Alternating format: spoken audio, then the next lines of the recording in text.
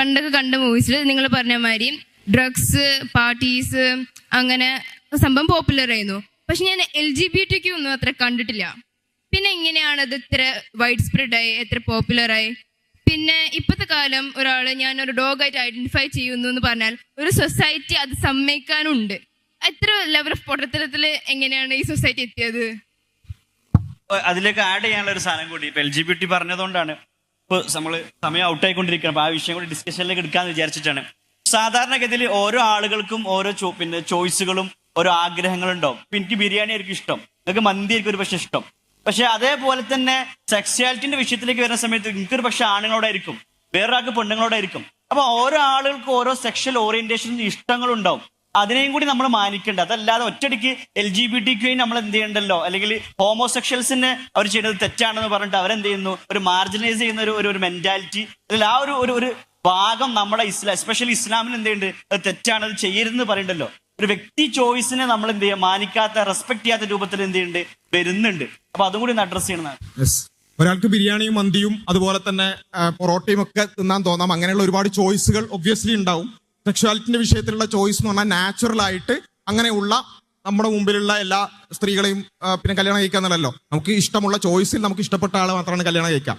പക്ഷേ ബിരിയാണിയും മന്തിയും പൊറോട്ടയും ഉള്ളതുപോലെ കല്ലും തിന്നണം എന്ന് പറഞ്ഞാൽ അങ്ങനെ ഉണ്ടാവും. കല്ല്, എനിക്ക് മണ്ണ് തിന്നണം എന്ന് പറഞ്ഞാൽ അങ്ങനെ ഉണ്ടാവും. അവിടെ നമ്മൾ പറയും ആ മണ്ണ് തിന്നുക എന്നുള്ളത് നാച്ചുറൽ അല്ല എന്ന് പറയും. കാരണം നമ്മുടെ തീറ്റ എന്നുള്ളതിനൊരു പർപ്പസ് ഉണ്ട്. അതെന്താ? നമ്മുടെ വിശപ്പ് മാറുക എന്നുള്ളത്, ന്യൂട്രീഷൻ എന്നുള്ളതും. അതേപോലെ നമ്മുടെ സെക്ഷുവാലിറ്റിക്ക് ഒരു പേർപ്പസ് ഉണ്ട്. ദാറ്റ് ഈസ് എന്താണ്? റീപ്രൊഡക്ഷൻ. ആ റീപ്രൊഡക്ഷൻ എന്ന് പറയുന്ന കോർ പർപ്പസ് ഇല്ലാത്ത ഒരു ചോയ്സ് ആരെങ്കിലും എടുക്കുകയാണെന്നുണ്ടെങ്കിൽ അവിടെ നമ്മൾ പറയും മനുഷ്യന്റെ സെക്ഷുവാലിറ്റി അവന്റെ പ്രകൃതം നോക്കിയാൽ മനസ്സിലാവും. ആണും പെണ്ണും തമ്മിൽ ലൈംഗികമായി ബന്ധപ്പെടാൻ പറ്റുന്ന രൂപത്തിലാണ് മനുഷ്യന്റെ അവയവങ്ങൾ. അങ്ങനെയാണത് ഉള്ളത്. നമ്മൾ എന്തൊക്കെ പറഞ്ഞാലും അങ്ങനെയാണത് ഉള്ളത്. അപ്പോ അങ്ങനെയുള്ള പ്രകൃതവുമായി നമ്മൾ അതിന് വിരുദ്ധമായ പ്രകൃതത്തിലേക്ക് പോവുകയാണെങ്കിൽ അത് മനുഷ്യന്റെ പ്രകൃതത്തിന് വിരുദ്ധമാണ് നമ്മൾ പറയും. അത് നമ്മൾ പറയുക മാത്രമല്ല, അതിന്റെ ഒരുപാട് ഇംപ്ലിക്കേഷൻസ് നമുക്ക് കാണാൻ സാധിക്കും. ഈ ആണും തമ്മിലുള്ള ലൈംഗിക ബന്ധം എയ്നൽ സെക്സ് വഴിയാണ് നടക്കുക. അത് ചോദിച്ചുകൊണ്ടാണ് അത് പറയുന്നത്. എയ്നൽ സെക്സ് വഴിയാണ് നടക്കുക. എയ്നസ് എന്ന് പറയുന്നത് ഈ പറഞ്ഞ ലൈംഗിക ബന്ധത്തിന് വേണ്ടിയുള്ള ഒരു സാധനം അല്ല. അത് എന്തിനുള്ളതാണ്? നമ്മുടെ വേസ്റ്റ് പുറത്തേക്ക് കളയാനുള്ള ഒരു സാധനമാണ്. ആ നമ്മൾ ബയോളജിക്കലി സ്പീക്കിംഗ് നമ്മുടെ എയ്നസിന്റെ സ്ഫിങ്ക്ടർ എന്ന് പറഞ്ഞാൽ അറിയില്ലേ, ആ അവിടെയുള്ള ആ മസിൽ വൺ വേ ആണ്. വൺ വേ എന്ന് വെച്ചാൽ എന്താ? ഒരു ഭാഗത്തേക്ക് മാത്രം തുറക്കുന്ന ഒരു സാധനമാണ്.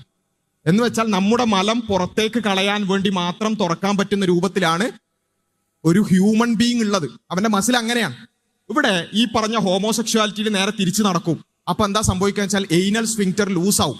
ഒരു ഭാഗത്തേക്ക് മാത്രം തുറക്കുന്ന സാധനം മറുഭാഗത്തേക്ക് ഉപയോഗിക്കുമ്പോൾ എയ്നൽ സ്ഫിങ്ക്ടർ ലൂസ് ആവും. അവന് പിന്നെ മലം പിടിച്ചു വെക്കാൻ പോലും പറ്റാത്ത അവസ്ഥ ഉണ്ടാവുക. ഇതാണ് ബയോളജിക്കലി അവിടെ സംഭവിക്കുക.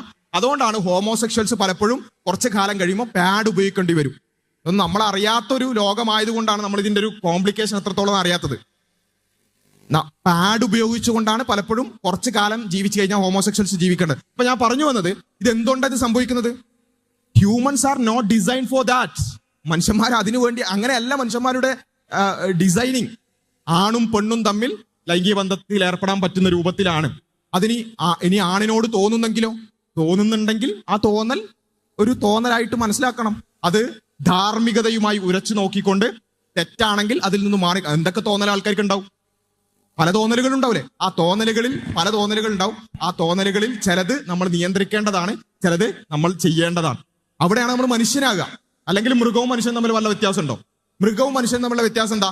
മൃഗം തോന്നിയതെല്ലാം ചെയ്യും, മനുഷ്യൻ തോന്നിയതിൽ നിന്ന് ചിലതിനെ റിഫൈൻ ചെയ്ത് ചിലത് മാത്രം ചെയ്യും. That is the difference. ഇവിടെ ചോദിച്ച ചോദ്യം രണ്ടാമത്തത്, ഈ LGBT പോലെയുള്ള കാര്യങ്ങളൊക്കെ എങ്ങനെയാണ് സൊസൈറ്റിയിൽ വ്യാപകമായത്? ഈവൻ ഡോഗായിട്ട് പിന്നെ സ്വയം പറയുന്ന ആൾക്കാർ പോലും ഉണ്ടല്ലോ. ഇങ്ങനെയുള്ള പൊട്ടത്തരക്കൾ എങ്ങനെയാണ് സൊസൈറ്റിയിലേക്ക് അക്സെപ്റ്റബിൾ ആകുന്നത് എന്നറിയാൻ ഇപ്പൊ നടക്കുന്ന ബിഗ് ബോസിനെ കുറിച്ച് അറിയാം നിങ്ങൾക്ക്? ബിഗ് ബോസ് ഏതാ? സീസൺ 7. എന്താ അതിന്റെ ടാഗ് എന്താ? എല്ലാം അറിയാം. ഇവിടെ ബിഗ് ബോസ് ഒക്കെ കാണലുണ്ടോ? അത് ശരി. ഓക്കെ. അപ്പൊ ഞാൻ ചോദിച്ചെന്താ വെച്ചാൽ, ഈ സീസണിൽ പോലും നമുക്ക് ഒരു കാര്യം കാണാൻ സാധിക്കും. എന്താ? ഒരു ലെസ്ബിയൻ കപ്പിൾ അല്ലെ? എന്താ ആകെ 16 ആൾക്കാരാന്ന് തോന്നുന്നുണ്ട് ബിഗ് ബോസിൽ ഉണ്ടാവുക. ബിഗ് ബോസ് എന്ന് പറയുന്ന ഒരു റിയാലിറ്റി ഷോ സൊസൈറ്റിയുടെ റിഫ്ലക്ഷൻ ആണെന്ന് നമ്മൾ പറയാം. പക്ഷേ നമുക്കറിയാം നമ്മുടെ സൊസൈറ്റിയിൽ എത്ര ആൾക്കാരുണ്ട് ഹോമോസെക്ഷൽസ്? വളരെ കുറച്ച് ആൾക്കാരേ ഉള്ളൂ അല്ലെ? പക്ഷേ ഇതുവരെയുള്ള എല്ലാ സീസണുകളിലും ഇങ്ങനെയുള്ള ആൾക്കാർ 1, 2, 3 ആൾക്കാരുണ്ടാവും. ദാറ്റ് മീൻസ് ഈ TV ചാനലുകളും ഇത്തരത്തിലുള്ള റിയാലിറ്റി ഷോകൾ കണ്ടക്ട് ചെയ്യുന്ന കോർപ്പറേറ്റുകൾക്കും അവർക്കൊരു അജണ്ടയുണ്ട്. അതെന്താ? ഇത്തരത്തിലുള്ള ഒരു ഐഡിയോളജി സമൂഹത്തിലേക്ക് വ്യാപിപ്പിക്കണം.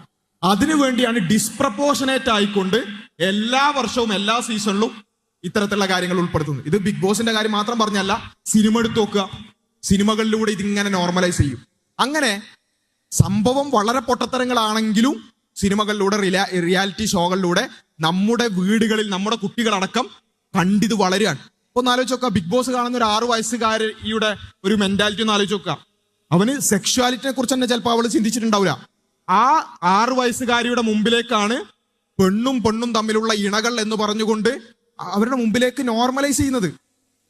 ഒരു അമുസ്ലിമായ ഒരു അമ്മ, ഒരു ഹിന്ദു ആണെന്നാണ് എൻ്റെ ഓർമ്മ, ഒരു അമ്മ ഫേസ്ബുക്കിൽ എഴുതിയ ഒരു കുറിപ്പുണ്ടായിരുന്നു. എൻ്റെ ചെറിയ കുട്ടി എന്നോട് ചോദിച്ചു ഇവര് പിന്നെ സിസ്റ്റേഴ്സ് ആണോ എന്ന്.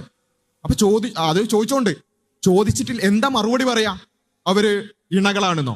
ഭാര്യയും ഭർത്താവും ഇല്ലല്ലോ അല്ലെ? ഭാര്യയും ഭാര്യയാണെന്നോ? എന്താ പറയാ? എങ്ങനെയാണ് അത് എക്സ്പ്ലെയിൻ ചെയ്ത് കൊടുക്കുക? അതെന്നുവെച്ചാൽ ചെറിയ കുട്ടികളിലേക്ക് അടക്കം ഇത്തരം ഒരു ചിന്ത എന്ത് ചെയ്യാണ്? അതിനെ നോർമലൈസ്, അതൊക്കെ നോർമലാണ്. എന്നിട്ട് എന്ത് ചെയ്യും? അവരുടെ കഥ പറയുന്നു, അവരുടെ കഥനകഥകൾ പറയുന്നു. അവരെ ആ നിലക്ക് എന്ത് ചെയ്യുന്നു? സൊസൈറ്റിയുടെ മൊത്തം സിമ്പതി പറ്റിക്കൊണ്ട് അത്തരം കാര്യങ്ങളെ നോർമലൈസ് ചെയ്യാം. ഇത് ഇങ്ങനെ തന്നെയാണ് എല്ലാ സൊസൈറ്റിയിലും ഇത് വ്യാപകമായിട്ടുള്ളത്. ഏതുവരെയും ചോദിച്ചാൽ ഇപ്പൊ യൂറോപ്പിലൊക്കെ പട്ടി മനുഷ്യന്മാരുള്ളതുപോലെ പട്ടികളായിട്ട് സ്വയം ഞാൻ പട്ടിയാണെന്ന് പറഞ്ഞ് കുറെ ആൾക്കാർ നടക്കുകയാണ്. അപ്പോ ഇതൊക്കെ എങ്ങനെ ലോജിക്കലാവാൻ ചോദിച്ചാൽ, ഒരു ആണാണെന്ന് പറഞ്ഞ് പെണ്ണ് നടന്നാൽ എങ്ങനെ ലോജിക്കലാവുക? അതേപോലെ തന്നെയാണ്. അപ്പൊ ഇതിൽ ലോജിക്കൊന്നുമില്ല. ഇതൊക്കെ നോർമലൈസ് ചെയ്ത് അതൊക്കെ ഓരോരുത്തരുടെ ഇഷ്ടമാണെന്ന് പറഞ്ഞു കഴിഞ്ഞാൽ പിന്നെ ഒരു അലകും പിടിയും ഇല്ലാത്ത രൂപത്തിൽ സൊസൈറ്റി എന്ത് ചെയ്യും? ഏത് മണ്ടത്തരങ്ങളും ഏത് പൊട്ടത്തരങ്ങളും അക്സെപ്റ്റ് ചെയ്യുന്ന അവസ്ഥയിലേക്ക് സൊസൈറ്റി പതിയെ മാറും. അതാണിപ്പോ നമ്മൾ കണ്ടുകൊണ്ടിരിക്കുന്നത്.